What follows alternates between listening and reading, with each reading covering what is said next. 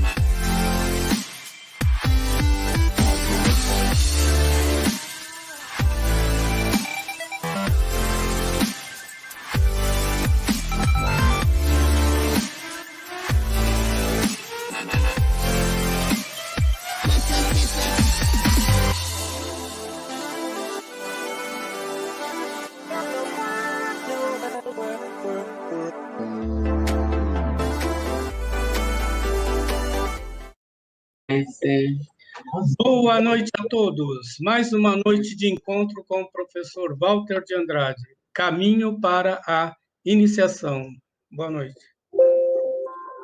Boa noite a todos, ao nosso irmão Carlos Nascimento, nosso irmão Eduardo, nosso irmão Alain e a todos os nossos irmãos do canal 325 e a todos os irmãos que estão aqui presentes para participarem desta nosso encontro, né? Caminho para a iniciação. O caminho para a iniciação, que significa apresentar fatos, pontos, fundamentos, sementes para todos aqueles que quiserem estar nesse estudo profundo da iniciático, então entre no caminho da iniciação. Agora, para entrar no caminho da iniciação, é necessário entrar numa escola iniciática, né? Então, nós sugerimos, como esse canal 3005 refere-se aos ensinamentos, está ligado ao ensinamento do nosso augusto mestre, professor Henrique de Souza, e a Sociedade Brasileira de Eubiose, nós, então, sugerimos que aqueles que queiram se decidirem que venham fazer os cursos na eubiose, né? Está começando agora, já começou recentemente, o curso peregrino, que é justamente o curso inicial, o início, né, do caminho para a iniciação. Então, o curso peregrino, depois tem mais 4 graus, perfazendo 5 graus. Perfazendo 5 graus, então a pessoa tem a oportunidade de fazer uma filiação definitiva à SBE, Sociedade Brasileira de Eubiose. E fazendo isso, ela tem todo um caminho enorme, né, cósmico pela frente, através dos ensinamentos do nosso professor Henrique G. de Souza, que abrange também os ensinamentos de Helena Petrônio Blavatsky, Terceiro Milênio, Nova Civilização, e tem a possibilidade de estudar as revelações do nosso mestre, literatura, livros, então é um caminho cósmico infinito, né? Então está o convite que nós fazemos, né, àqueles que quiserem se dedicarem a esse estudo, né? E também falando que a Sociedade Brasileira de Eubiose segue estritamente, rigidamente os padrões da sabedoria iniciática das idades, né? Então, isso conforme o nosso mestre afirma. Ensina a tríplice iniciação eubiótica, que se compõe de uma base templária, uma base da escola e outra base do teatro. A base do templo, justamente realizando rituais, mantras, mentalizações, etc., né? Muito especiais, e para a elevação do estado de consciência. A escola, onde nós fazemos as nossas reuniões de estudos do conhecimento iniciático das idades, né? Presentemente via online, né? Assim, por computador, né? Até que voltemos aos encontros presenciais, né? Por enquanto estão suprimidos, né? Momentaneamente. E depois o teatro também, que é justamente a ação na vida prática, né? Nosso mestre nos ensina, professor Henrique José de Souza, nos ensina como nós devemos agir dentro da sociedade, do contexto humano, para trabalharmos para o surgimento de uma nova civilização. Queremos dizer, então, que todas essas lives que nós temos aqui, na terça e no sábado do canal 3005, ficam gravados, não é isso?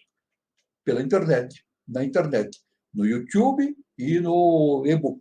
É só acessar lá, canal 3005, está tudo gravado lá, permanentemente. Aí pode ver os vídeos quantas vezes quiser, estudar, meditar e assim por diante, né? E também eu quero lembrar o lançamento do livro, esse livro foi Aurora dos Deuses, né, do Braço de Ouro, que está aí no fundo, né? É justamente um livro que eu lancei em janeiro do ano passado, que auxilia muito naquele que está no caminho para a iniciação, para entender uma série base de fatos básicos da iniciação, e também para aqueles que já se encontram, né, na chamada série interna, para reverem seus conhecimentos, fazerem observações, etc. O livro pode ser comprado através da Amazon, é isso, como já foi colocado aqui na nossa entrada, né? www.amazon.com.br. Né? Ou então pode ser encontrar diretamente na Lura, Lura, Livraria da Lura. Só entrar, já está lá. Ou então, quem quiser também que conhecer e for da sociedade, pode comprar diretamente no departamento da Moca, às quintas-feiras, com o senhor José Aparecido, né? Lá na rua Conde de Prates, 988. Né? O telefone é 2021-7290. É bom ligar. O senhor José Aparecido, devido à pandemia, ele ia todos os dias, mas devido à situação que nós vivemos, ele vai às quintas-feiras, justamente das 10 da manhã às 16 horas. Então, ele está pronto lá para oferecer os livros para quem quiser adquirir. Então, uma mensagem, Aurora dos Deuses no Braço de Ouro. Muito bem. Aqui nós temos, então, no início do nosso encontro, né, nós dizemos que esse encontro justamente é destinado a estudar os fundamentos, né, da iniciação, que justamente se baseia no nosso encontro, né, Caminho para a Iniciação. Esse encontro é destinado a dar a base filosófica e iniciática para aqueles que pretendem seguir o caminho da iniciação, né? A exposição é muito vasta, né? E apresentamos assuntos dos mais variados a respeito de cosmogênese, antropogênese, iniciação, métodos iniciáticos, né? Iniciação da humanidade, nova civilização, sinarquia e também biografia dos grandes instrutores da humanidade. Então, a finalidade do encontro também, outra grande finalidade, conforme o ensinamento do nosso augusto mestre, professor Henrique G. de Souza, é finalizar, propiciar a reflexão a respeito do momento evolutivo que a humanidade está vivenciando neste início do século XXI, o início da Era de Aquários, justamente para a formação de uma nova civilização. Uma nova civilização aqui, muito bem. Muito bem. Aqui vamos, então, o assunto que nós temos hoje. O assunto que nós vamos dedicar hoje é justamente eubiose e ciência da vida, parte 1. É um estudo vastíssimo, né? A gente poderia falar aqui encontros e mais encontros, uma sucessão infindável de encontros. Mas a gente tem uma limitação, né? Então, vamos fazer o primeiro encontro hoje, a parte 1, depois a parte 2, ou 3, ou 4, se for necessário, e vamos encaminhando. Depois em dias futuros, próximos, eu também apresentarei uma pequena biografia do nosso mestre, nosso augusto mestre, professor Henrique G. de Souza. Uma pequena biografia, porque eu digo pequena, porque ele fez um trabalho cósmico, né? Então é impossível a gente falar de tudo que é de uma profundidade muito grande. Então vamos dar também, depois desse tema, eubiose e ciência da vida, nós vamos dar uma pequena biografia do nosso mestre, o nascimento, a fundação da eubiose, o que ele fez, etc., para que as pessoas fiquem informadas a esse respeito. Muito bem. Então, vamos iniciar aqui o nosso encontro justamente com esse assunto importante, eubiose e ciência da vida, né? Ciência da vida. É um assunto importantíssimo, né? Então, a Sociedade Brasileira de Eubiose é uma entidade autônoma, com fins culturais, constituída de livres pensadores. Como escola iniciática, baseia-se na doutrina eubiótica revelada por seu fundador, o querido professor Henrique, nosso mestre, e o professor Henrique José de Souza.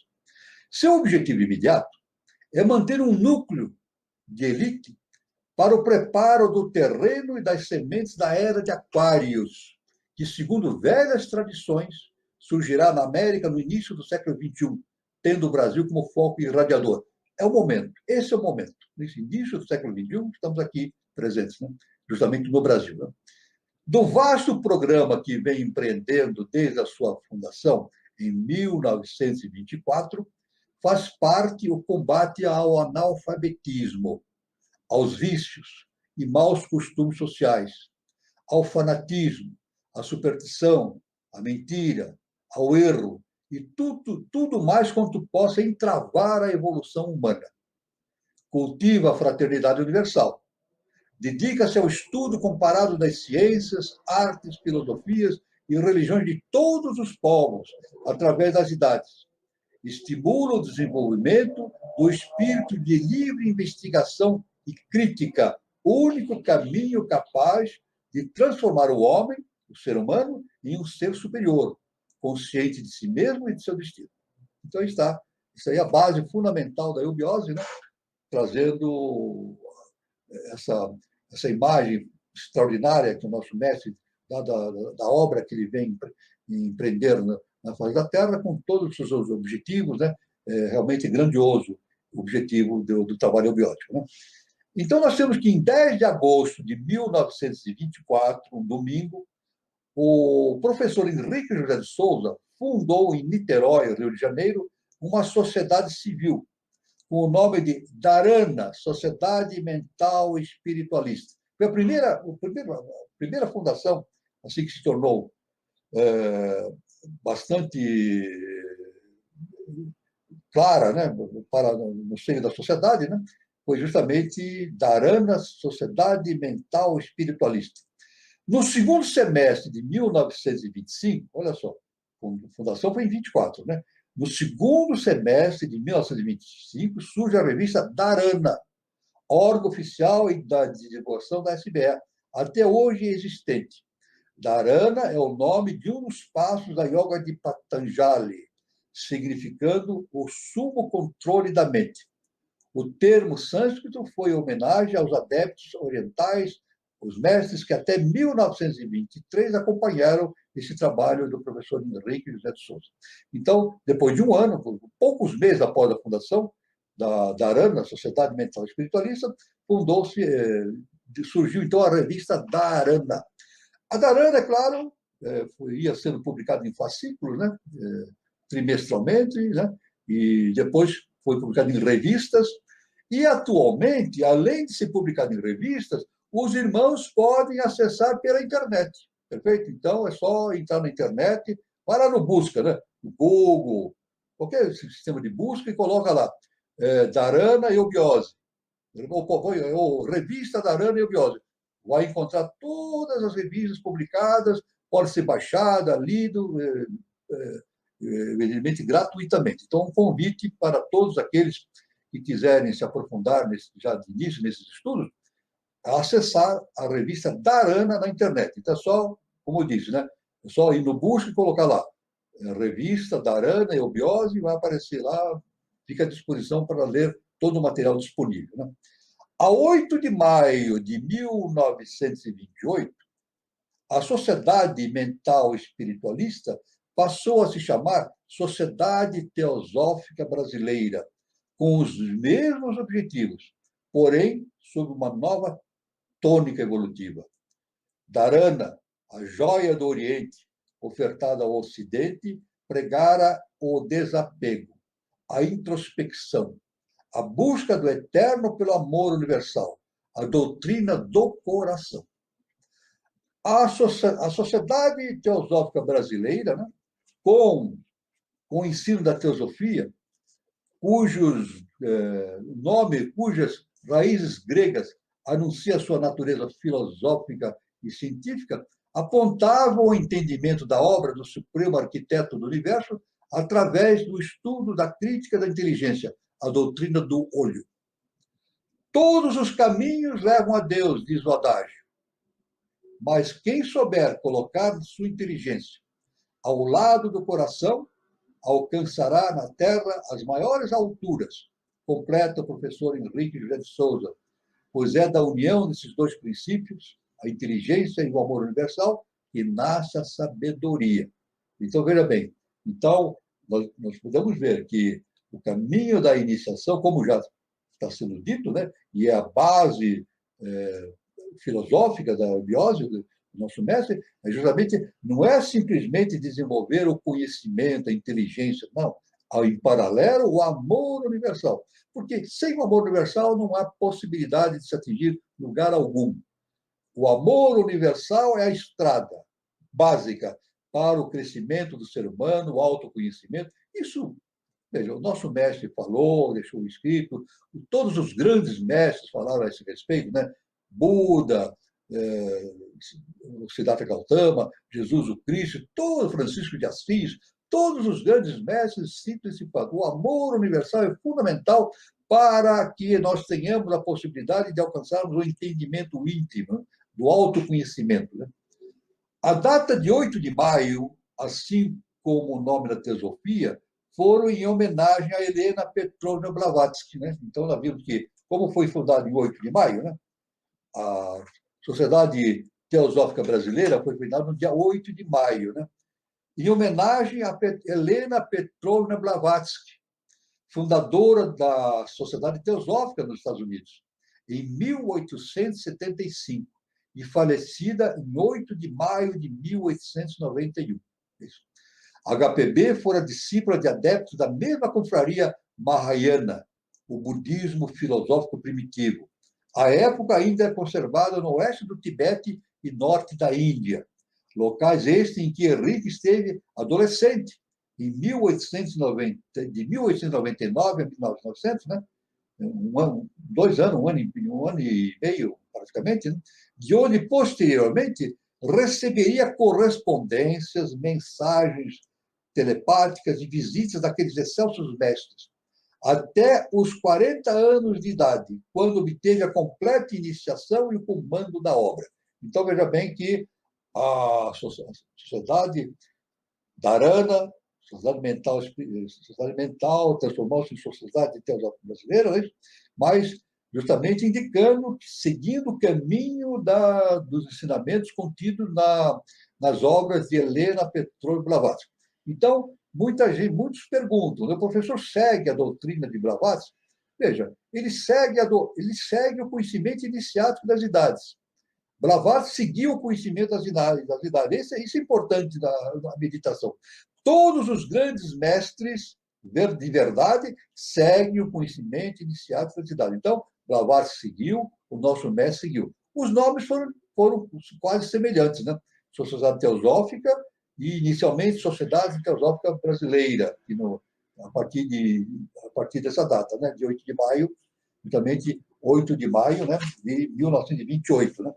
Mas nós só queremos deixar claro que o nosso mestre segue essa linha do conhecimento iniciado das idades, segue justamente, prossegue, dá sequência àqueles ensinamentos de Helena Petrovna Blavatsky, mas dá uma tônica importantíssima que foi dito nas obras de Blavatsky, mas não com tanta ênfase como lhe dá, e clareza, como lhe dá no ensinamento da eubiose. Justamente o início da era de Aquários, que nós estamos passando agora, né? Século XXI, é isso? 2000, a partir do ano 2000. Início da era de Aquário, que vai até, evidentemente, esse processo de expansão da consciência vai até o ano 3005, né? Tanto que está aí o canal 3005, onde esse nome foi dado por essa razão que o canal chama-se Canal 3005. Ano 2005. Então, algo de muito importante para a reflexão é que o mestre segue esse caminho do conhecimento iniciado das idades, né? Se divulga os conhecimentos de Helena Petrovna Blavatsky, mas com uma tônica adiante. Ele dá uma nova tônica, dando, inclusive, formando uma imagem que Blavatsky formou de maneira genérica, mas ele forma de maneira muito clara, que a evolução da humanidade está aqui na América do Sul, não é isso? O futuro, justamente no Brasil, dizendo que o Brasil, tanto que ele diz, Brasil, pátria do Avatara Maitreya, o Avatara do ciclo de Aquários e berço da nova civilização. Então, nosso mestre dá essa tônica importante, né? E se nós estudarmos toda a história universal, os cavaleiros templários, as grandes navegações dos portugueses, que foram reencarnação dos fenícios, né? Depois nós vamos, em outras áreas, nós vamos aprofundar esses conhecimentos das grandes navegações, dos fenícios, cavaleiros templários. Eu acho que tem muito assunto, né? Mas, veja bem, o nosso mestre dá uma síntese disso tudo, ele sintetiza tudo isso, desde os cavaleiros templários, a Ordem de Cristo, a descoberta do Brasil, o surgimento do Brasil como a pátria do Avatara. Isso já estava projetado há muitos séculos, há milênios, isso já estava milênios não, por toda a eternidade, já estava na eternidade, né? Nos planos do eterno, né? Então, Brasil, pátria do Avatara Maitreya e berço da nova civilização. Essa tônica que o nosso mestre traz de uma maneira bastante evidente, né? Então, a missão de HPB, Helena Blavatsky, fora a de introduzir a sabedoria tradicional no Ocidente, cujos valores espirituais declinavam, pois, segundo o professor Henrique de Souza, a civilização ocidental, puramente europeia, entrou em colapso. Estamos num fim de ciclo e na alvorada de um outro, que terá por centro de gravitação as Américas. Então, o nosso mestre então deixa bem claro isso no ensinamento. Estamos num fim de ciclo. Olha, isso não é novidade, né? O próprio nosso grande mestre, o nosso amado Jesus, o Cristo, já falava, né, do fim dos tempos, né? O acerto de conta de toda a humanidade com os seus erros, etc. Mas, muito mais do que isso, é fim de ciclo, mas o início de uma nova era. Então, o nosso mestre descortina este panorama, esse horizonte extraordinário, né? Mas é claro que ele diz que estamos no fim de ciclo, né? E a gente observando, nós vemos uma tendência para a degeneração das instituições cada vez mais. Por quê? A gente agora pergunta, por que estamos neste ponto de degeneração, de possibilidade de degeneração das instituições? Porque existe um grande choque das forças involutivas com as forças evolutivas. Nosso mestre deixa bem claro isso. O Jesus já falava o joio e o trigo, né? Isso não é novidade, né? Ele já falava do joio e do trigo, e que haveria um tempo em que o trigo, o joio seria seria retirado do trigo, para que o trigo florescesse na sua resplandecência. Né? Então, existe um grande choque das forças involutivas com as forças evolutivas. É uma característica agora do nosso tempo, e disso da Aquário. Mas o nosso mestre dá todo um conhecimento a respeito do acerto kármico que a lei universal está determinando para a Terra, para fazer um reajuste kármico do planeta Terra para que nós possamos atingir uma nova civilização. Os nossos irmãos espíritas, eles falam isso com muita razão, né? A Terra deixa de ser um planeta de expiação para ser um planeta de regeneração. É isso? Então, isso aí é muito importante, essa consideração. Né? Então, indubitavelmente, nós estamos num momento ímpar. Um momento ímpar da história da humanidade que nunca aconteceu. Justamente a separação do joio e do trigo. É isso? O acerto kármico para que surja uma nova civilização. Esse é o trabalho da Sociedade Brasileira de Eubiose. Um dos trabalhos. Né? Um dos trabalhos. É isso? O primeiro trabalho foi a redenção das hierarquias caídas. Né? Isso o nosso mestre nos ensinou.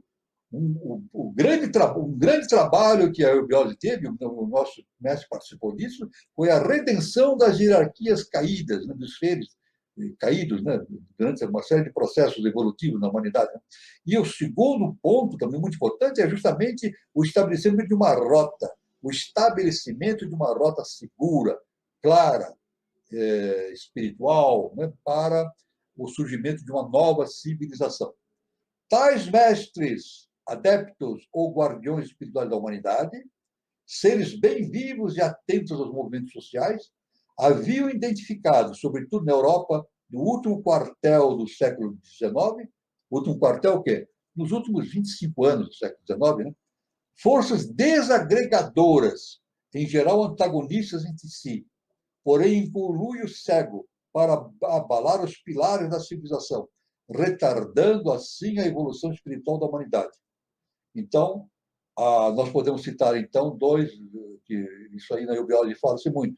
O primeiro é o capitalismo selvagem, explorador das energias do trabalho sem a contrapartida da responsabilidade social. Em segundo, a doutrina socialista, comunista, instigando a luta de classes, isto é, a guerra civil, o fratricídio, cultivada na revolta das massas contra o egoísmo e a falta de discernimento da nobreza, da burguesia e do positivismo cético da ciência do século das luzes, negando a priori tudo que não fosse comprovado em laboratório.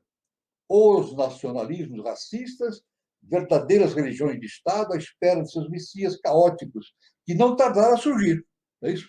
Os seres caóticos que surgiram em meados desse século, né, foi justamente Mussolini, Hitler e Stalin. Isso aí tudo o nosso mestre deixa bem claro. Então, isso é básico, então, na doutrina da eubiose. Né? Não é esquerda nem direita. Isso aí está superado. Não. É amor universal.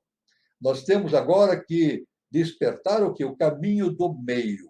Esquerda e direita é justamente esse processo involutivo de choque entre pessoas, a ignorância. Justamente retrata a ignorância da humanidade, que se coloca de um lado ou do outro, justamente para tirar vantagens. O caminho não. O caminho é o caminho do meio. E isso fisicamente aconteceu com a queda do Muro de Berlim, 1989. Enfim, não é mais direita nem esquerda, é o caminho do meio. Qual é o caminho do meio? O caminho do amor universal. Esse é o único caminho digno e correto para que a humanidade atinja o seu esplendor no ano 3005. Repetindo, o caminho do amor universal. Então, lutando contra... E também, dizendo também, como está aqui nessas explicações, o positivismo, né, que nega todas as possibilidades da existência de uma entidade, de um ser superior, né? Não criticando o positivismo tem uma base lógica, uma base científica e tal, né? Mas nega, evidentemente, toda a possibilidade da existência de um direcionamento inteligente do universo. Nós vamos ter uma live que eu vou trazer isso com bastante clareza, procurando trazer com bastante clareza, né? Essa questão justamente desse embate do positivismo com a questão do entendimento da existência de uma inteligência superior que condiciona justamente a evolução do universo. Né? Então, lutando contra um contexto extremamente adverso, HPB, Helena Petrovna Blavatsky, cumpriu heroicamente sua missão. Por alguns anos, a Sociedade Teosófica nos Estados Unidos, da América, país destinado a ser, no século XX, o fiel da balança do Concerto das Nações. Não suportando, porém, os contínuos ataques das forças adversárias, fez retroceder a Sociedade Teosófica para o Oriente, para a Índia, para a cidade de Adyar. Pouco antes de falecer, sob a inspiração dos adeptos, escreveu a Doutrina Secreta, 1888, um marco da filosofia espiritualista em cuja introdução anuncia seu sucessor. Na Doutrina Secreta, logo no início, ela anuncia o seu sucessor. Então, vou citar aqui o que Helena Blavatsky escreveu no volume 1 da Doutrina Secreta. Veja bem o que ela escreveu. No século XX, um discípulo mais preparado e com qualidades muito superiores poderá ser enviado pelos mestres da sabedoria para dar provas definitivas e irrefutáveis de que existe uma ciência chamada Gupta Vidya, fonte de todas as religiões e filosofias atualmente conhecidas. Então, está, no início da nossa apresentação, umas ligeiras palavras a respeito desse início da Sociedade Brasileira de Eubiose, com relação a Helena Petrovna Blavatsky. Então, são temas para profunda meditação, tanto para aqueles que estão começando o seu caminho da iniciação, né? Procurando o caminho da iniciação, como aqueles também que já estão dentro da eubiose. Isso aí são motivos para imensa e profunda reflexão a respeito de todos os processos de transformação do pensamento humano. Eu passo a palavra para o nosso irmão Carlos Antônio Nascimento para suas considerações. Por favor, para o Carlos continuar. Professor Walter, o senhor descortina muito bem todo esse processo que a gente está vivendo, né? Então, e a teosofia, né? Essa ligação, né? De trazer as tradições do Oriente e fundir aqui no Ocidente, dando início a uma nova civilização. E esse momento é um momento realmente de ajuste, né? De embate, né? Porque a gente vai ter que se ajustar para os valores do novo ciclo, do ciclo de Aquários. Eu não sei se eu já posso passar algumas perguntas para o senhor, professor. Pode passar, sim. O legal de passar as perguntas é porque está mais ou menos relacionado com aquilo que o senhor acabou de falar. Por exemplo, o Guilherme Guazelli Neto, ele tem uma dúvida. A nova civilização angélica ou pré-angélica? Veja bem, a nova civilização será uma civilização, veja bem, humana, humana, mas com o pé no super-humano já.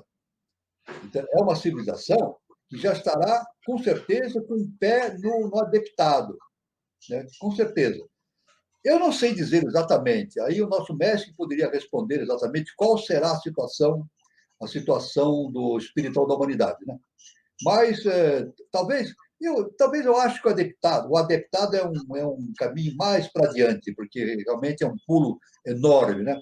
Mas de uma coisa eu tenho certeza, veja, a nova civilização. Vamos agora pôr em base para o nosso irmão Guazelli, né? Em base bastante práticas, bastante objetivas, né? Estamos na quinta raça mãe, ariana. Qual é o trabalho da quinta raça mãe? Desenvolver o mental superior. É isso?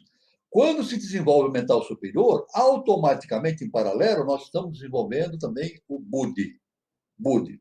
Eu acredito, do meu ponto de vista, aí precisaria consultar mais as obras do nosso mestre, mas em profundidade, mas aquilo que eu entendo, de acordo com os ensinamentos do mestre, eu entendo que o ano 3005 vai representar um período em que o trabalho da raça ariana vai atingir um estágio bastante produtivo, na produção de novas consciências. Né?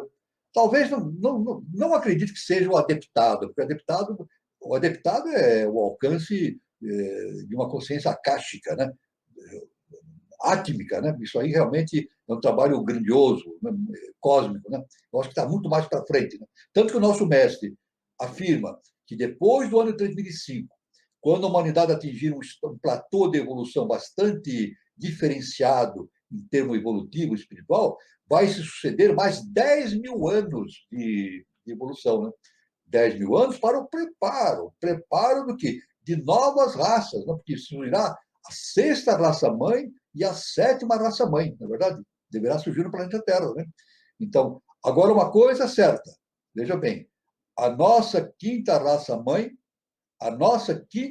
ariana não é uma raça terrena, ela é uma raça que veio da Lua, não é verdade? Proveniente justamente, nós saímos da raça Atlântica. Então, a nossa origem é lunar. Então, nosso mestre nos ensina que a sexta raça-mãe, a raça dourada, será genuinamente terrestre. Terrestre. Então, quer dizer, tem um longo caminho, né, para se atingir o adeptado. Né? É um caminho, mas indiscutivelmente os Atlântidas desenvolveram o mental concreto e conseguiram fazer isso. Nós temos que desenvolver o mental superior. E, consequentemente, o Budi vai sendo desenvolvido também. Né?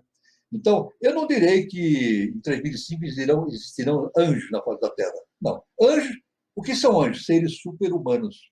Super-humanos. Né? O destino da humanidade é ser super-humano. Deixar da existência humana, nós, né, no nosso centenário, para uma fase super-humana. Né? Então, vamos superar todas as nossas limitações de contingências humanas. Não acredito, não, realmente, pelo ensinamento do mestre, não será isso. Não teremos uma raça de anjos ainda, mas teremos, sim, uma raça ariana já no ano 3005, já com transformações profundas, não só a raça ariana com transformações profundas, mas também a lei universal fará uma readaptação, fará um processo de apressamento do ajuste kármico da humanidade. Né? Então, haverá uma seleção. essa indiscutivelmente vai acontecer. Então, esses seres do 3005 serão uma elite espiritual da raça ariana, já selecionada. Isso aí eu falo com absoluta certeza, porque faz parte dos ensinamentos do nosso augusto mestre, professor Luiz de Souza. Então, quem estiver quem estiver de acordo com a nova civilização, chegará dentro da raça ariana no ano 3005. Quem não estiver preparado para a nova civilização, nesses 1000 anos, vai ser tirado da Terra e levado para outros globos, menos evoluídos, ainda em evolução primitiva, né? Para realizar lá seu processo evolutivo. É como numa escola, né? Passa de ano ou repete de ano. Não é assim que acontece? A gente tem uma escola, então tem aqueles que são aprovados e os reprovados. Os reprovados têm que fazer o quê? Repete de ano. Tem que fazer novamente. Então, aqueles que repetirem de ano, então, isso o nosso mestre fala em Revelação. Aqueles que não estiverem preparados para a nova civilização não reencarnam mais na Terra. Coincide com o que o Espiritismo fala também. O Espiritismo fala também essa questão. Então, os nossos irmãos espíritas seguem também esse conhecimento, através das suas obras, dos seus livros, né? Direitinho esse conhecimento. Então, essa é a resposta que eu dou para o nosso irmão Baselli, né? É claro que no ano 2025 não seremos anjos, não, estaremos ainda na nossa experiência humana, mas num estágio com mental abstrato já extremamente desenvolvido, para depois termos mais de 10.000 anos de evolução para o surgimento de novas raças, sexta raça-mãe, sétima raça-mãe, e, evidentemente, perfazendo aquilo que o Eterno nos destinou para a nossa evolução humana, humana cósmica. Né? Essa é a resposta que eu posso dar. Se tiver outra pergunta... Tem sim, professor. O Manuel Garcia, ele está no grau Caruna do EAD, tá? E ele tem uma curiosidade em saber se na eubiose estudam os reinos vegetal e animal, assim como estudamos a antropogênese com riqueza de detalhes. Estudamos, claro. Veja bem, olha, veja bem o seguinte, todas as hierarquias fazem parte do sistema evolutivo. Então, de maneira geral, veja bem, por exemplo, para o nosso nome, nós somos humanos? Nós não somos humanos, gente. Se eu falar isso na rádio, na televisão, vão me chamar de louco. Né? Mas a iniciação é uma loucura. Né? Aliás, os arcanos de Aquário tem lá o 21º arcano é o louco. Né? Muito bem. Mas, então, é uma loucura. Se eu disser assim, nós não somos humanos. Não somos. O que nós somos, então? Nós estamos passando pela experiência humana. Estamos passando. É claro que a consciência... Nós passamos pela experiência mineral, passamos pela experiência vegetal, passamos pela experiência animal e agora estamos passando pela experiência humana. Depois da experiência humana, nós passaremos para a experiência... Tem alguém ligado aí, por favor, desligue. Depois da experiência humana, nós passaremos para a experiência super-humana. O que quero dizer é o seguinte, que, para o nosso irmão, o estudo de todas as hierarquias é fundamental para o entendimento do nosso processo evolutivo. Então, eu digo, a resposta é sim. A eubiose estuda a questão dos reinos mineral, vegetal, animal e humano e outras, de todas as hierarquias. Aliás, o nosso mestre diz o seguinte, que o templo de São Lourenço ele foi erguido em honra a todas as hierarquias do universo. Veja bem, a todas as hierarquias do universo que estão nesse processo evolutivo. Então, a resposta que eu dou é isso. É muito importante o estudo das hierarquias, de todas as hierarquias, porque a gente entende, então, o processo evolutivo, universal, como se dá essa passagem, da expansão da consciência. Então, essa é a resposta que eu posso dar para o nosso irmão. Professor Walter, outro irmão aqui, o gnóstico cristão, sim. Ele pergunta, dharana é igual concentração? Exatamente. Dharana significa perfeita concentração mental. Exatamente. Dharana é perfeita concentração mental. Perfeita concentração mental, para a gente ficar desligado dos movimentos mentais internos e externos. Então, perfeita concentração mental. Aliás, isso aí são os 3 níveis da yoga de Patanjali. Né? Dharana, Dhyana, Samadhi. Os três últimos são várias fases, as três últimas fases da yoga de Patanjali, né? Dharana, Dhyana, Samadhi. Dharana, a perfeita concentração mental. Dhyana é justamente a meditação. Isso. E Samadhi é a contemplação. Nós podemos perceber que nós vamos passando da nossa condição humana, que significa o distanciamento, o desligamento daquela percepção que nós temos somente pelo nosso quaternário, pela nossa personalidade. E passamos a observar o universo através de uma visão única, superior, total, sintética. Então, isso é essa questão. Então, Dharana é a perfeita concentração mental, exatamente. Ô, professor, e o Reinaldo Lira, ele pergunta o seguinte: as publicações da revista Dharana foi uma outra forma ou época que o professor o Henrique José de Souza encontrou de se comunicar com os já discípulos, ou foi também um chamariz a novos discípulos? Os dois, os dois. A revista Dharana foi justamente o caminho para publicar tudo aquilo que acontecia dentro da sociedade, evidentemente, os acontecimentos que podiam ser divulgados, né? Em Dharana não se divulga conhecimentos internos dos ensinamentos de revelações do mestre, que somente quem está no processo da iniciação pode receber. Mas é dado conhecimento de natureza pública dos fundamentos. Os fundamentos. Então, desde o início, desde 1925, o nosso mestre foi publicando as Dharana. Ele mesmo escrevia, né, com seus colaboradores. Né? Isso vem se repetir desde 1925 até os anos atuais. Né? E hoje nós temos justamente essa possibilidade de divulgar Dharana através da internet, né? Sem ônus, né? Não precisa comprar nada. Né? Existe a revista física também, né? Mas existe a revista também online, pode ser. Mas, justamente, o professor, então, este caminho foi justamente indicar, mostrar para o mundo o caminho da eubiose, né? E justamente propiciar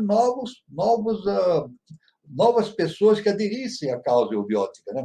Sempre lembrando que o trabalho do professor é um trabalho de elite, não é um trabalho de massa.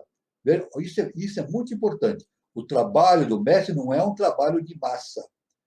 Vamos colocar bem essa relação da sociedade brasileira de eubiose com uma religião. Nós vamos ver agora, mais para frente, nós vamos ver. Tem uma pergunta que diz: a sociedade brasileira é uma religião? Aí tem toda uma resposta. Então, já adiantando, não é uma religião, no sentido profano.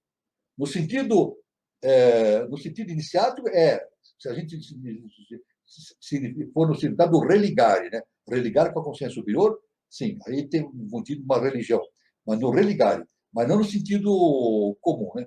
Então, o trabalho do mestre não foi um trabalho de massa.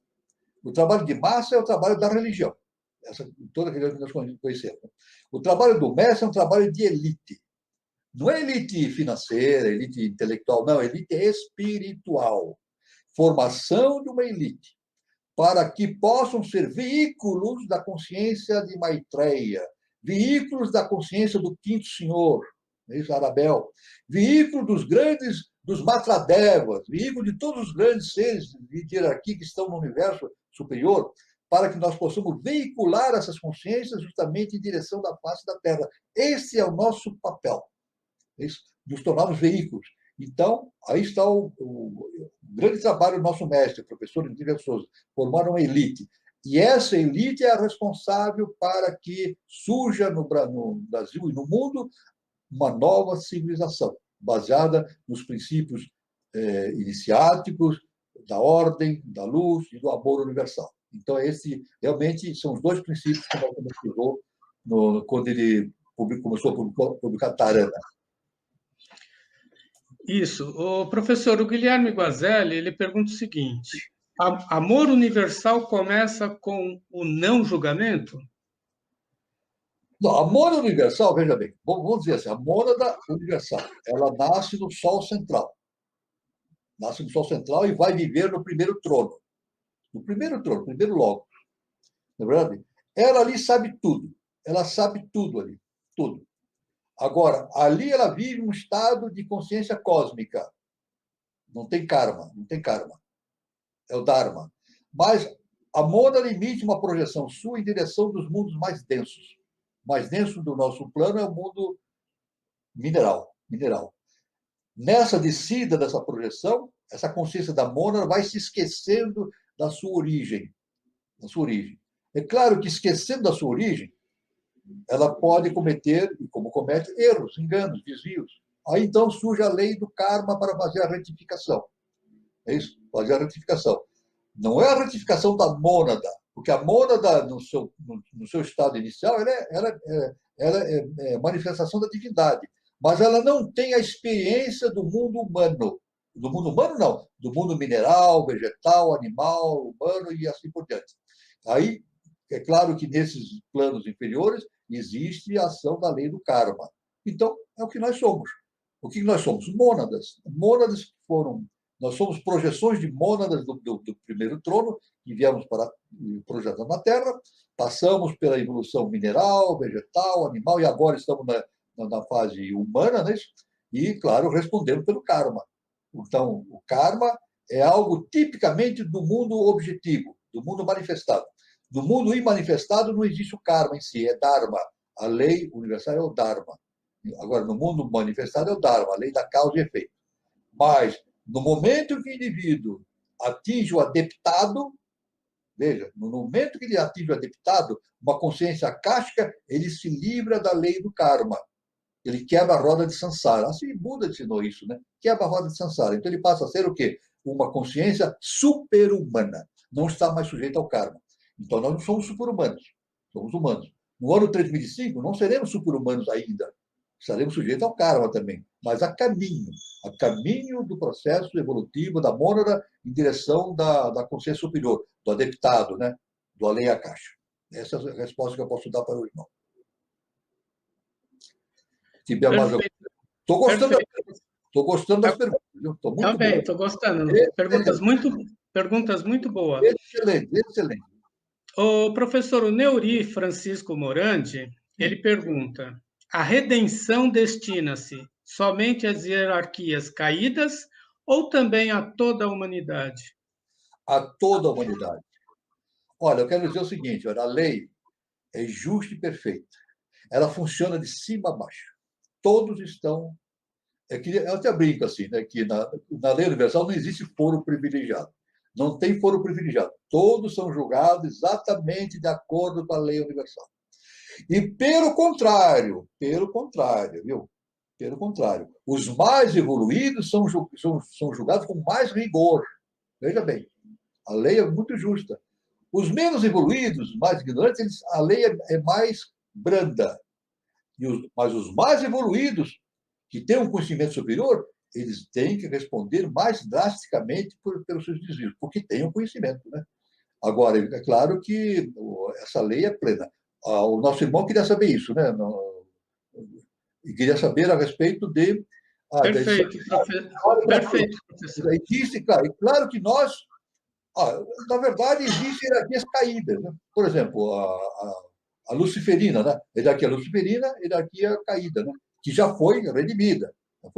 Né? Existiram seres em Atlântida que caíram, né? Uma parte, isso já foi redimido, né? A Atlântida foi redimida, mas não o conteúdo consciencial que não estava sujeito a esse processo. Então, nós temos aqui muita sobra Atlântida girando pelo mundo. Muita sobra, não é só Atlântida, é uma sobra da consciência Atlântida girando pelo mundo, que precisa de um ajuste kármico para fazer a sua redenção. Então, no final, a sua redenção. A redenção significa redimir. Redimir o que significa? Seguir o caminho do meio, encontrar o caminho do amor universal. É isso? Então, quando eu falo redenção, não significa um fato assim de um julgamento drástico, severo, duro. Não, a redenção é fazer com que as nossas consciências se elevem a um padrão universal na volta à casa do Pai. Então, por isso que o nosso querido mestre Jesus o Cristo, ele nos deixou justamente o versículo, né, do filho pródigo, a parábola do filho pródigo, né? em que ele diz a volta à casa do Pai. Então, esse é o caminho que nós estamos fazendo. Estamos indo para a casa voltando à casa do Pai. Essa projeção da Mônada, na sua ascensão evolutiva, está voltando à casa do Pai. Claro que numa fase inferior, através do karma. Depois do além a caixa, tem que executar a lei do Dharma. Então, são duas condições distintas. Perfeito, professor. O Júlio Teixeira, ele pergunta o seguinte, na verdade ele faz um comentário, né? A raça bimânica, cujos embriões desenvolver-se-ão da sexta e sétima sub-raças da quinta, cujo palco será o Brasil. Exatamente. A quinta, veja bem, exatamente. A quinta raça-mãe ariana, agora, nós somos a quinta raça-mãe que veio justamente da Europa para a América, que é a sub-raça, a quinta sub-raça teutônica, chama teutônica, né? Aí, aqui no Brasil está em desenvolvimento, aí, no mundo inteiro, mas específico no Brasil, principalmente no Brasil, a sexta sub-raça bimânica e a sétima raça atabimânica. Então, faltam mais de duas sub-raças para que se complete essa trajetória da quinta raça-mãe. Né? Então, por isso que eu disse, é por isso que eu digo, né? Supor que nós seremos, que a humanidade será, no ano de 2005, uma raça de adeptos, é forçar muito a inteligência. Não é assim, né? Porque ainda tem essas duas sub-raças vão se desenvolver, já estão aparecendo, desenvolvendo, né? E o básico é o seguinte, que a sexta sub-raça bimânica é a semente para o surgimento da sexta raça-mãe dourada. E a sétima sub-raça atabimânica são as sementes para o surgimento da sétima raça-mãe, a raça alada, que se chamava-se alada, né? Desde HPB. Então, é todo um processo evolutivo, né? Um processo evolutivo que vai ocorrendo. Né? E também devemos dizer que nesse processo de evolução que nós estamos dizendo, da quinta raça-mãe, né? E da sexta raça-mãe, sétima raça-mãe, é a evolução do quê? Da hierarquia Jiva. Então, isso tudo representa a evolução da hierarquia Jiva, que evolui justamente no quarto sistema evolutivo. É isso? No quarto sistema evolutivo. Temos o quarto sistema evolutivo com 7 cadeias evolutivas, então ali surgiu e está desenvolvendo a hierarquia Jiva. Isso, hierarquia Jiva que foi originada, os seus corpos hiperfísicos foram originados por 3 hierarquias anteriores, que foi Parishads, Agnisvatas e os Asuras. Então, hierarquias que nos antecederam colaboraram para o surgimento da nossa hierarquia, né? Que é a quarta hierarquia no caminho, né? Evolutivo. Né? Mas teremos mais 3. A Jiva, né? Que está o quarto sistema evolutivo. Mas teremos ainda o quinto sistema evolutivo, o sexto sistema evolutivo, o sétimo sistema evolutivo, com o surgimento de mais 3 hierarquias. Né? Como nós somos a quarta, então surgirão mais 3 hierarquias. No quê? No quarto sistema evolutivo. Surgirão mais 3 hierarquias, além da nossa. E uma coisa importante, veja, a hierarquia Jiva terá que colaborar para o surgimento dessas 3 hierarquias para frente. Assim como as hierarquias anteriores colaboraram para o nosso desenvolvimento, nós, Jivas, teremos que, por a lei cósmica, pela lei universal, colaborar com o surgimento das outras 3 hierarquias que está destinada a aparecer no nosso quarto sistema evolutivo. Então, é um processo conjunto, cósmico, então, as hierarquias se penetram, se ajudam uns aos outros, isso é muito importante. Então, é claro que nesse caminho existem quedas. Há uma subida da consciência, mas também existem quedas de hierarquia. Isso tudo é reconstituído. A lei universal dá a oportunidade para essa reconstituição dessas hierarquias, fazendo a sua redenção, justamente para atingir uma consciência plena em direção do nosso Deus interno, da consciência plena, que é nosso Deus interno. Essa é a resposta para o irmão Júlio. Professor Walter, tem mais pergunta, mas tem gente aqui agradecendo, tá?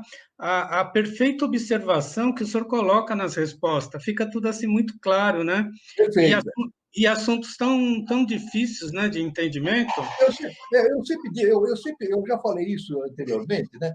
Que eu tenho É, o método que eu uso, eu não costumo ficar falando de datas, nomes, porque são nomes muito difíceis, né? Porque isso aí eu gosto de focar de uma maneira simples, mas profunda. Verificar como as coisas funcionam. Como as coisas funcionam. Isso aí é um método de trabalho meu. Eu procuro entender como as coisas funcionam. Eu entendendo o mecanismo das coisas, aí então vou encaixando os nomes, as datas. É mais fácil. Isso torna-se mais fácil, entender o mecanismo, né? Então é assim que torna-se simples, objetivo e claro, né? isso. E, professor, mais uma pergunta do Reinaldo Lira. Pois Ele não. gostaria, ele gostaria que o senhor citasse algo explicando como que seria os novos veículos que possibilitasse esse novo estado de consciência.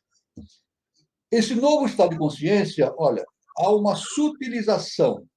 Veja, nós, olha só o caminho, hein? Nós estamos na quinta raça-mãe, né? Da primeira raça-mãe, a dânica, depois a hiperbórea, depois a lemuriana, houve o quê? Um adensamento. A dânica e a hiperbórea eram raças sutis. Foram raças, não humanas ainda, mas não tinham corpos físicos densos, não tinham corpos físicos densos, eram sutis, hiperfísicos. Na raça lemuriana, então, houve um adensamento. De tal maneira que, de meados da raça lemuriana, o adensamento tornou-se mais evidente. Mas o adensamento continuou. Até que na raça Atlântica, o adensamento foi máximo. O máximo adensamento do corpo físico foi justamente na raça Atlântica. E agora, a raça Atlântica é o ponto mais baixo, mais inferior da evolução das raças, mais densa. Agora nós estamos subindo. Então, o corpo da raça ariana é mais sutil do que o corpo da raça Atlântica. Isso, nós temos está mais sutil.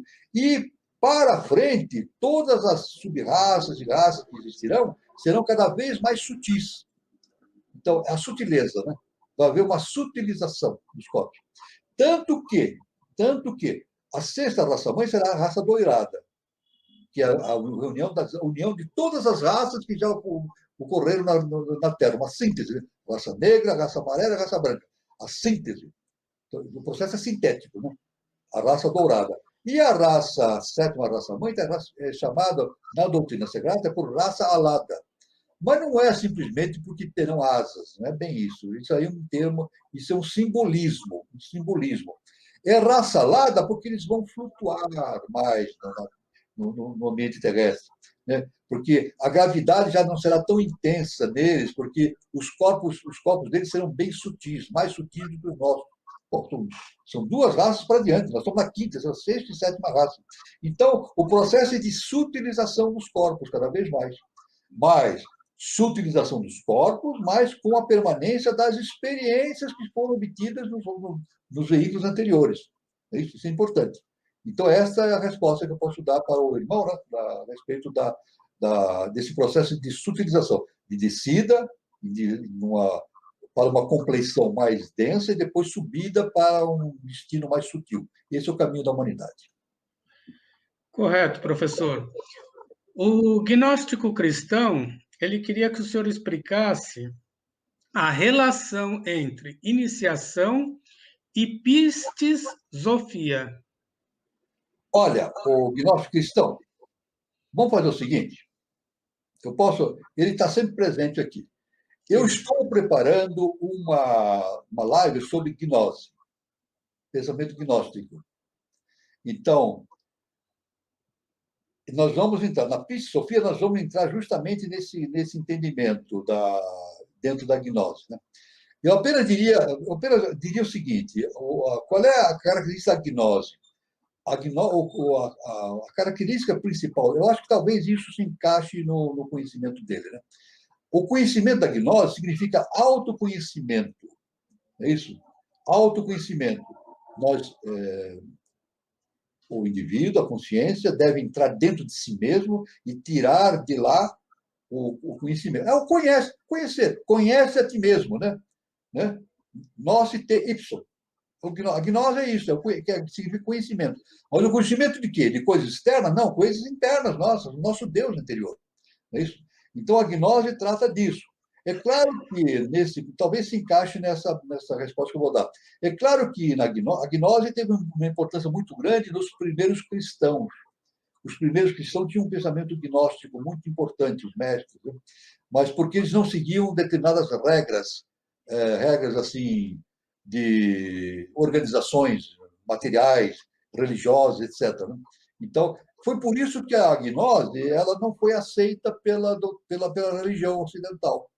Isso, porque a religião ocidental ela se organizou num sistema sacerdotal, né, rígido, né? E a gnose não admitia intermediários entre aquele que quer conhecer com o conhecimento. Não é isso?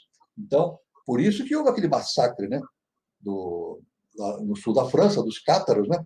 A própria forças da religião do Papa mataram mais de 100 mil cátaros, né? E que desenvolviam a gnose, justamente porque eles se recusavam a seguir a orientação papal, porque eles diziam, não, eu vou seguir o conhecimento meu conhecimento. Aliás, isso aí já foi dito por Lutero também, né? Isso foi repetido, não de forma gnóstica, né? Mas Lutero falou isso, né? Naquele tempo, as pessoas não podiam ler a Bíblia. Não podiam ler a Bíblia.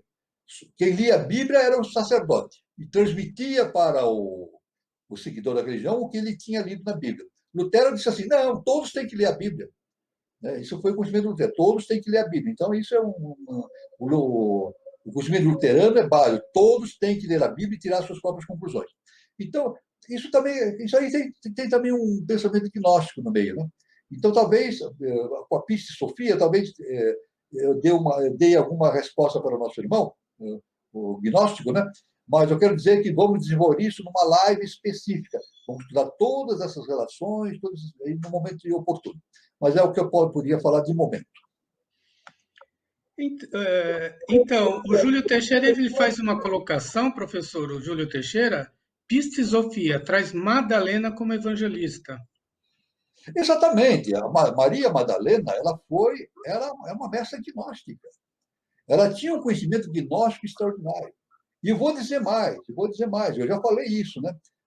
Se Cristo, Jesus o Cristo, se a missão de Jesus o Cristo tivesse dado certo, não falhou por ele, não foi falha da parte humana, mas se desse tudo certo, o início de uma nova civilização, Maria Madalena seria justamente uma sacerdotisa, algo extraordinário para a difusão desse conhecimento gnóstico dos primitivos cristãos. Mas os primitivos cristãos gnósticos foram perseguidos pela religião, né? Porque eles se recusavam a seguir uma orientação assim canônica, né? Não queriam seguir uma orientação canônica, né? Então, é claro que a maioria se adaptou ao conhecimento de Paulo de Tarso, né? Paulo de Tarso deu uma orientação mais ou menos canônica, deu origem a todo o sistema sacerdotal, etc., né? Mas Maria Madalena não. Então, se essa relação de Piste Sofia com Maria Madalena é correto. Mas devo dizer o seguinte: a missão de Maria Madalena não terminou aí. Ela tem uma importante missão a realizar aqui no terceiro milênio. É uma consciência de alta hierarquia, não é isso? Que professou a gnose, e ela tem, e já deve, claro que está agindo entre nós. E provavelmente ela vai se projetar no terceiro milênio, ou se já se projetou, não sei ainda, né? Para trazer esses conhecimentos gnósticos cada vez mais profundos para a humanidade. Salve Maria Madalena. Muito bom, professor. A Márcia Barra, professor, ela gostaria que o senhor explicasse melhor o processo da reencarnação e do karma. Olha, nós vamos ter uma live só sobre as leis universais. Então, eu não vou entrar em detalhe, porque senão vai fugir do tema. Não foge do tema, claro, mas eu vou dar uma síntese, né? A reencarnação e o karma. Eu vou recorrer a um ensinamento de Siddhartha Gautama, que faz parte do budismo. É isso? No Ocidente, normalmente, a gente diz assim: nós reencarnamos, né? Todo mundo reencarna. Mas o budismo diz o seguinte: o que reencarna é o karma. O que reencarna é o karma. O karma acumulado é que reencarna. Não é verdade? Então, é claro que a consciência reencarna, né, aquela projeção, e vai assumindo diversos nomes, né, diversas estruturas hiperfísicas, diversas estruturas setenárias, né, mas o karma está presente ali. Então, o karma justamente é a ligação, essa ligação da consciência com o mundo físico denso. Enquanto existe karma, existe a necessidade da reencarnação. Basicamente, olha, isso é básico no conhecimento iniciático. Ninguém evolui desencarnado. Básico, hein? Eu quero deixar isso bem básico. Eu não estou inventando. É fundamento, é uma questão fundamental de todos os mestres que lidam com esse assunto. E eu realmente meditei e é verdade isso. Ninguém evolui desencarnado. Tem que encarnar. Tanto que Siddhartha Gautama, ele não podia se iluminar no mundo hiperfísico. Ele não poderia fazer isso. Ele teve que assumir um corpo físico e fazer a sua iluminação. Então, é claro que ele fez o seu resgate também, né? Siddhartha Gautama fez o seu resgate. Assim como Jesus do Cristo, não estou falando do Cristo, estou falando de Yoshua Ben Pandira, o homem. O nosso mestre diz que ele resgatou um karma dele anterior. Estou dizendo Yoshua Ben Pandira. Resgatou um karma. Porque tem que ser assim. O resgate tem que ser no mundo físico denso, tem que ser pago aqui, encarnado. No momento que o karma se esgota, então a consciência não tem mais a necessidade de se reencarnar. Não reencarna, mas pode encarnar. Então, o mestre não reencarna, ele encarna por ação da lei universal, por sua própria aquiescência e pelo seu próprio trabalho pela lei universal, então ele pode encarnar, tomar um corpo físico. Então, esse é o processo existente entre o karma e a lei do karma, a reencarnação. Enquanto existe karma, existe o processo de reencarnação. Eliminando o karma, desaparece a reencarnação, a roda de samsara. Então, é perfeito. A lei é justa e perfeita. Mas nós vamos ter uma live que nós vamos entrar profundamente nesse assunto. Tem muito assunto. O assunto é vastíssimo. Pois não? Tá, o Guilherme Guazelli ele faz um comentário: quanto mais é dado, mais lhe será cobrado. Exatamente, exatamente. Jesus falou: a quem muito foi dado, muito será pedido. Justamente aquilo que eu falei, que a lei cósmica é mais severa com os mais evoluídos. Olha, a lei cósmica é mais severa com os mais evoluídos. No nosso mundo humano é assim mesmo, né? Nós percebemos isso, né? Se uma criancinha faz uma arte, a gente repreende e tal. Agora, se um adulto faz a mesma arte que a criança fez, merece uma repressão mais dura. Nós interiormente, nós percebemos isso. Né? Entre um adulto e uma criança fazendo a mesma arte, o mesmo erro, a criança tem que ser repreendida com brandura, porque é uma criança, ela não tem ainda a percepção das coisas. Mas um adulto, não. Um adulto tem que ser repreendido com mais intensidade, porque ele tem conhecimento das coisas. A mesma coisa, então, é no mundo universal. Então, que nem diz Mário Rosso de Luna, né? O Mário Rosso de Luna chama a maioria da humanidade de impúberes psíquicos. Impúberes psíquicos. O que significa isso? Seres cuja psiquismo não atingiu a puberdade ainda. Impúberes psíquicos, não atingiu a puberdade. Ou seja, somos crianças. A maioria da humanidade é criança, ainda vive na fase infantil. É claro que comete erros tremendos, gerando karma. Isso tem que ser cobrado e tem que responder por isso. Né? Então, esse é o sentido que se diz para o nosso irmão, a resposta que eu posso dar. Isso.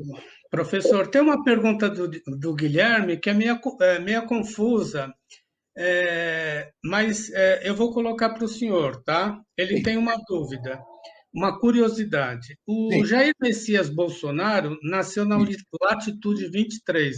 Eu não Sim. sei, tá? Eu sei que ele nasceu no interior de São Paulo.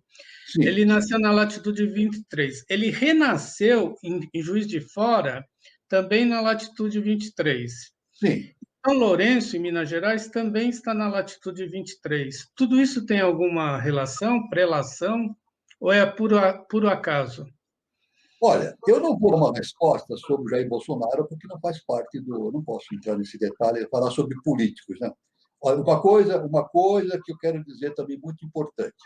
Veja bem, é muito importante para o nosso irmão. A instituição ela não se envolve com assuntos políticos partidários. Não, partidários não. Nós falamos de política do sinárquica. Então, agora, todos esses políticos que estão girando, não vou falar de um ou de outro, todos os políticos que estão girando pelo mundo não estão aí por acaso, não estão aí por acaso. Façam eles coisas ruins ou coisas boas, eu não vou entrar em detalhes. Porque existem políticos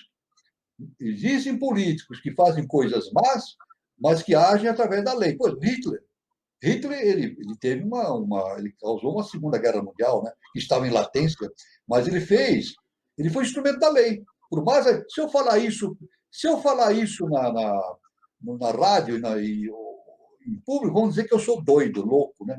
Mas não, isso é comentário de Neubiose, né? É a loucura dos iniciados, né? Hitler fez um trabalho de lei. Ele foi um cobrador kármico. Então, eu digo o seguinte: eu não vou falar de um ou outro político. Todos têm a sua função. Nada acontece por acaso. Essa função tem uma cobrança kármica por trás, não é isso?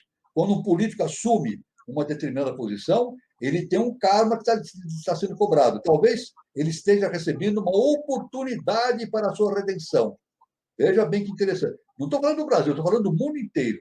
Quando o cidadão é eleito no mundo inteiro, em qualquer país, para exercer uma função pública, ele tem uma responsabilidade enorme.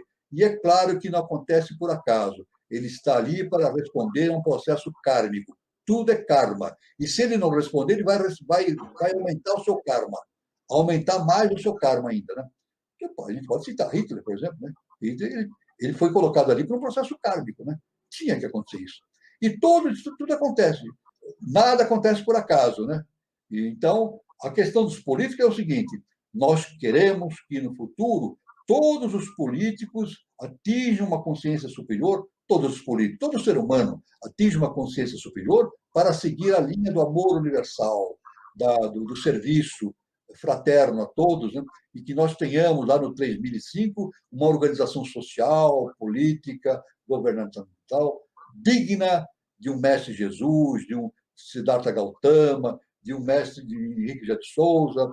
Isso que nós queremos, que a humanidade atinja esse ponto extremado de evolução. Agora, todos esses políticos que estão aí girando pelo mundo, né?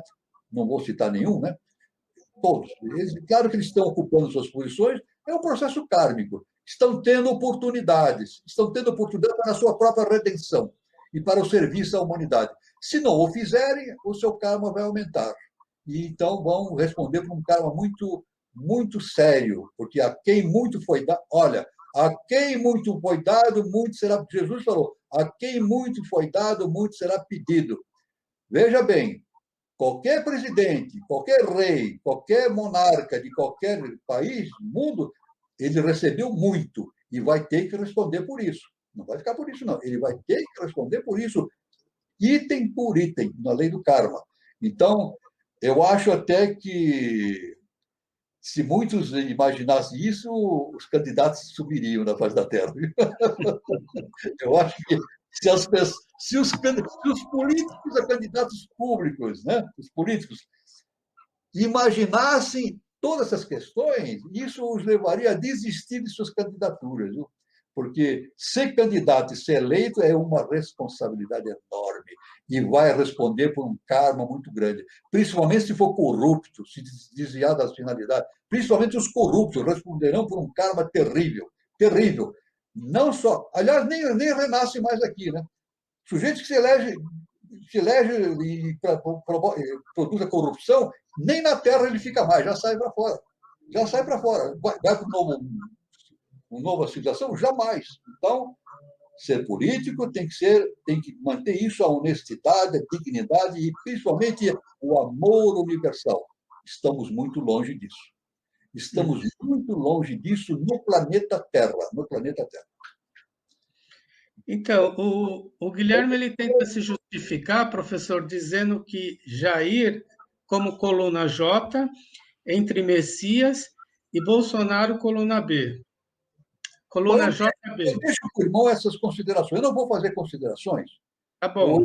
o irmão tem, olha, o nosso mestre fala assim, olha, estude, medite, tire as suas próprias conclusões. Ele tirou as suas conclusões, perfeito. Ó, palmas para Perfeito. ele.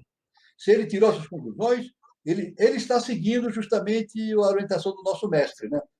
Analise, medite, tire as suas próprias conclusões. Quer dizer, as minhas conclusões serão desnecessárias. Serão desnecessárias, porque eu devo falar de uma maneira mais ampla, né? Mais sintética, né? Mas as conclusões do irmão são válidas, porque ele tirou essas conclusões através do seu conhecimento e parabéns a ele. Isso, Parabéns. ótimo. Continue assim, na sua processo de meditação. Ótimo. Mas eu não posso deixar também de colocar aqui uma consideração do Júlio Teixeira. Sim. Bolsonaro é escudo de alguns, escudo do escudo de Akdorje? Não, eu não vou responder isso, porque não tem. Eu não posso responder. Eu não vou entrar nesse campo. Eu não vou entrar nesse campo. Perfeito, professor. Ó, Desculpe, mas eu não vou citar. Olha, eu não vou citar nome de político nenhum aqui. é verdade. Aliás, eu Verdade. falei. Olha só, eu falei de corrupto, mas não citei nomes. Mas Exatamente. corrupto existe nos Estados Unidos, na Alemanha, na China, no Japão. A corrupção hoje no mundo é generalizada, então não vou citar nomes. Agora, cada um que veja a sua posição e analise bem o seu karma, né? Mas se eles tivessem consciência daquilo que o está esperando pela cobrança kármica, eles reanalisariam esse processo e mudariam o seu destino. Mas são pessoas que não têm justamente o autoconhecimento. Então, eles pensam que vão ser corruptos e vão ficar numa boa. Não, não, de jeito nenhum. Aliás, essas pessoas nem acreditam na reencarnação, não acreditam em nada. Eles não acreditam em nada. Eles vivem o quê? No quaternário inferior. Eles vivem presos no quaternário, na personalidade. Então, sabe como é que eu chamo corrupto? Pobres diabos. São pobres diabos. É o termo exato, pobres diabos, porque vão ter que responder karmicamente, pesadamente, por tudo isso que fizeram contra a humanidade. Não vou citar nomes, cada um que analise, no mundo inteiro. Não estou citando Brasil, Estados Unidos, no mundo inteiro, no planeta Terra, no planeta Terra. Parabéns, professor. Tem muita gente elogiando o seu posicionamento. Inclusive, o Reinaldo Lira coloca assim: não há pedras fora do lugar. Exato, não existe. Tudo que acontece, o nosso mestre deixou esse exemplo, isso aí marcou muito a minha vida. O meu amado mestre Henrique de Souza, isso está sempre na minha cabeça. Nada acontece por acaso. Comigo também. Quando acontece alguma coisa comigo, o bem, que eu considero bem ou mal, eu sempre nada acontece por acaso. Tem uma finalidade. Agora, eu tenho que fazer a meditação e saber por que está acontecendo aquilo. Aí sim. Puxa, aconteceu isso, aconteceu aquilo, de bom ou de mal, que eu julgue, né? Porque, olha, meus irmãos, o que acontece para nós não é nem bem nem mal, é o necessário. O nosso mestre falou, para finalizar nosso encontro de hoje, nos últimos momentos da sua saída da face da Terra, ele nos deixou o seguinte ensinamento: eu gostaria que os meus discípulos, os membros da eubiose, e toda a humanidade, evidentemente, entendesse a polaridade, porque quem entende a polaridade entende tudo. Então, na lei universal, tudo aquilo que acontece conosco não é bem nem mal, é o necessário. Então, tudo acontece, nada acontece por acaso. Isso é um avanço de consciência extraordinário. E se todo ser humano, num momento, raciocinasse sobre isso e meditasse, avançaríamos aí celeremente em direção de uma nova situação. Mas não acontece, não acontece isso. Então, o que acontece, meus irmãos? Muitos terão que passar através do quê? Sabe o que pode mudar? A dor, o sofrimento. Isso eu não estou inventando. Siddhartha Gautama falou: quando não existe sabedoria, age a ignorância. A ignorância produz sofrimento. Então, o sofrimento da humanidade não é devido a político, a sistema, a ideologia, a sistema político, não, é a ignorância. A humanidade sofre por causa da ignorância. O dia que o ser humano deixar de ser ignorante, ser sábio, o sofrimento desaparece. Eu não estou inventando, isso foi ensinado pelo grande Siddhartha Gautama, o iluminado, o Buda. E Jesus nos ensinou isso, todos os grandes mestres ensinam isso. Então, esse é o caminho que nós temos que seguir para uma nova civilização, a expansão da nossa consciência. É por isso que o nosso diz, reconstruir ao brado que nos compete. Reconstruir a nós, reconstruir a sociedade, reconstruir o mundo, o planeta, os costumes, a família. Esse é o grande processo que o nosso mestre deixou. Então, é isso que eu tinha que responder. Parabéns, professor. Todo mundo se manifestando pelo seu belo exemplo de posicionamento em relação a tudo isso e também se posicionando, agradecendo o conhecimento, né, que o senhor coloca para a gente de uma maneira tão generosa e tão clara, né? Exatamente. De assuntos tão complexos que não tem jeito, a gente vai ter que entender tudo isso para adentrar no novo ciclo. Que o nosso mestre fala, né? São as duas bases do processo evolutivo, é o amor e o perdão. Sem isso, sem chance. Amor e perdão. Todos os grandes mestres falam a esse respeito. Inclusive, a Elaine Modolo queria que o senhor explicasse como que a gente pode lidar melhor com isso, professor, com esse fanatismo de fim de ciclo. Justamente, justamente. Agora sim, a nossa irmã fez uma pergunta que essa eu quero responder. Existe no cenário humano duas importantes grupos de posicionamento: as ideologias e as ideias. Veja, vamos definir bem? Ideologias e ideias. Ideologias são aquelas ligadas ao quaternário, às conveniências da personalidade. Toda ideologia, ela visa satisfazer interesses de grupos, de pessoas, de políticos, de organizações, etc, etc. Então, são ideologias. As ideias, não. As ideias são universais. As ideias estão no campo da espiritualidade. Então, como que nós podemos sair desse impasse? É justamente sair do campo da relatividade, do relativo, da personalidade, para a consciência superior. Sair do mundo das ideologias para o mundo das ideias. Eu dou um exemplo, já para finalizar, já falando em sinarquia, alguma coisa sobre sinarquia. Nós vamos ter uma live, talvez até várias lives sobre sinarquia, né? Mas eu vou deixar para encerrar o nosso assunto, eu vou dizer o seguinte: olha, no processo de caminhamento para a sinarquia, vai chegar um momento em que o povo não vai votar mais em pessoas, vai votar em ideias. Hoje nós votamos em pessoas. Sabe o que é votar em pessoas? Votar em ideologias. A pessoa ser candidata, ela vem com uma ideologia.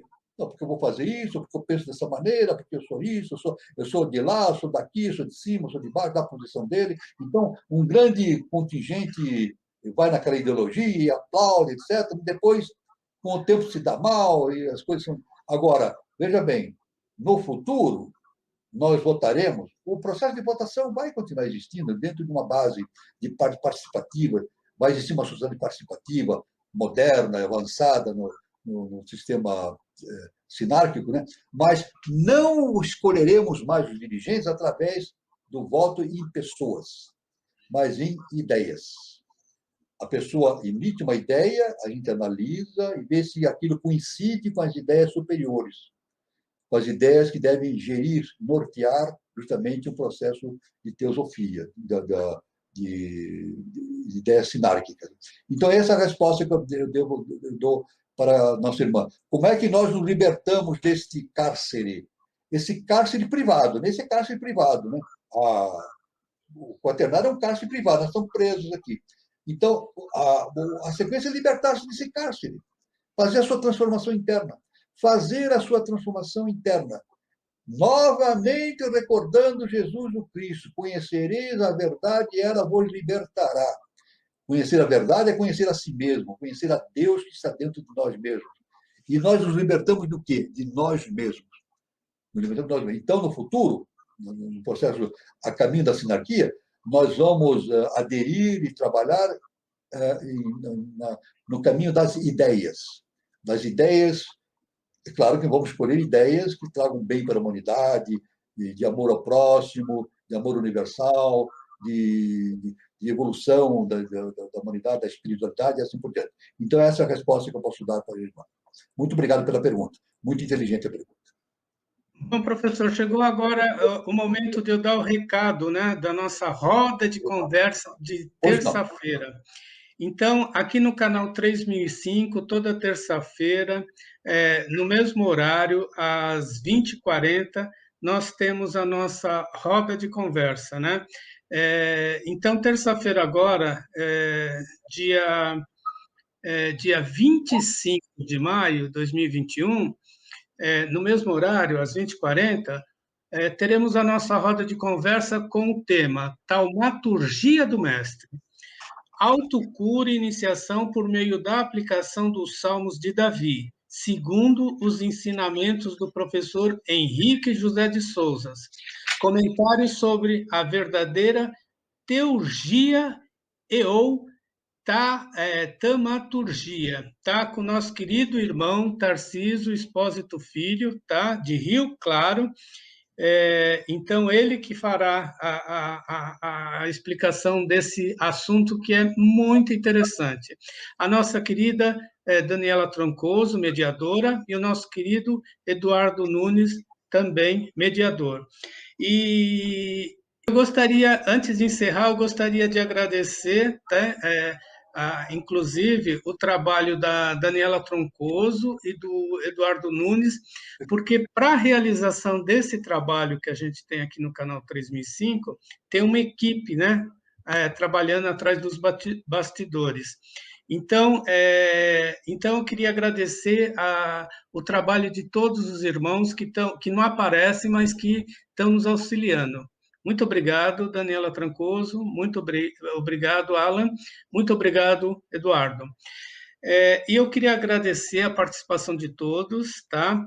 Continue assistindo e prestigiando o canal 3005, dá o seu like aí, participe e obrigado e boa noite a todos, bom final de semana. Bom, eu quero dizer também que esse nosso trabalho é coletivo, né? É um trabalho coletivo, tem irmãos que ficam no bastidor, mas sem eles não seria impossível realizar esse trabalho. Eles são a base de funcionamento desse trabalho. Eu somente quero dizer também que eu percebo que talvez existem muitas perguntas que eu não consegui abordar, mas eu vou anotar. E eu tenho uma pergunta aqui que eu anotei de uma irmã que fez uma pergunta na live passada, né? Mas, infelizmente, ela não está presente hoje, mas está guardada a pergunta. No momento que ela aparecer, eu vou fazer a pergunta. Aí eu vou selecionar, vou ver todas as perguntas que não foram respondidas, anotar, e na próxima live eu vou responder a todas. Ninguém vai ficar sem resposta, viu? Tudo bem? Então, Carlos Nascimento, muito obrigado. Eduardo, todos os irmãos nossa irmã Dani, Alain, todo mundo, né? E a todos eu desejo luz, paz e amor para todos. Fiquem com Deus e até a próxima live.